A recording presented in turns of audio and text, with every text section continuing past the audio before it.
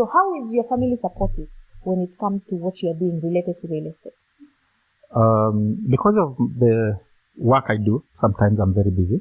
So I turn most of the request and work actually to my wife. My wife has actually sold land, not just to the diaspora, just here, to quite a lot of people. She owned a hardware at some point, so she's worked with the contractors.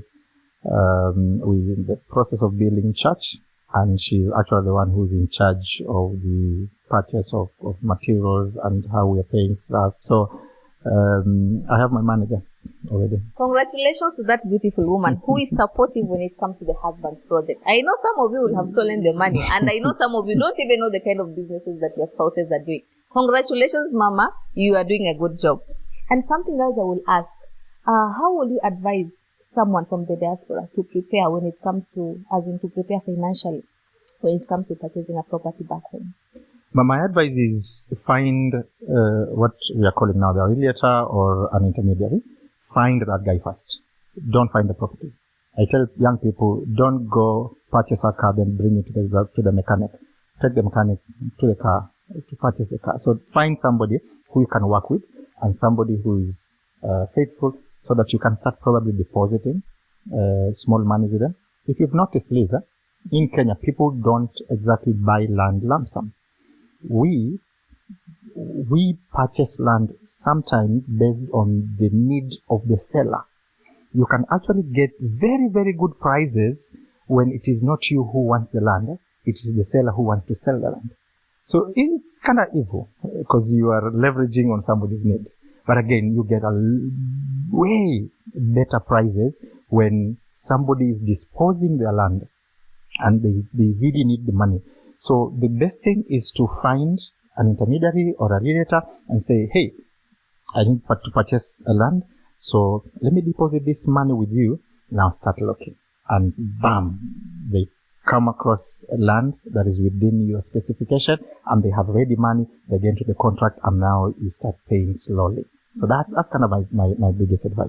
That is good. But something I would want to ask, how is your feeling towards someone disposing land just because of a very critical issue, just to resolve a very critical issue?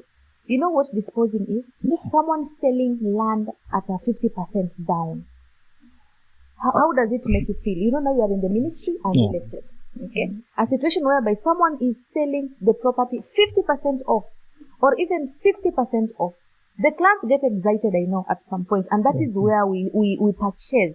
But how does it make you feel when you realize that, to be sincere, this family is just disposing this property? This family could have made much on this property, but just because of their situation, they have to sell it at 40%. What is your take on that? And I think that's why working with a real estate who is a pastor is very important, because they protect your interests. And they say, hey, as much as you are in need, we can't take this property below this value. So yeah, we're going to take the property, but we're going to give you this amount, which is sometimes higher than what you're asking for. You have to remember, most of these people who are disposing the land are also connected to me. So they also have a level of trust that I'll not sell them out. You see, so I have to protect their rights, even as I give an opportunity to the buyer. So we leverage on both too. So I make sure that the seller gets a good bargain. The biggest benefit of this transaction is not getting the property at a low price, is getting the property at a reasonable terms, because mostly they don't want the whole amount. They want maybe 20%, 25%. Somebody comes, I need 50K because my daughter is in the hostel, my daughter needs to finish his exam, my son needs to do this, I just need 10%. And then the rest, you can pay me slowly by slowly. And basically, in this economy, people don't have quick money. So if you can do small, it's like taking a loan that is interest zero. Do you consider the pain that someone feels when they sell a property to you at 60% discount? Meaning they are selling a property to you at only 40% because they have a situation they cannot handle. Does it excite you as a buyer? I know it excites many. Do you try and reflect the pain that family is undergoing just because of a situation that they cannot control. And you as a seller, you as a buyer, how excited are you?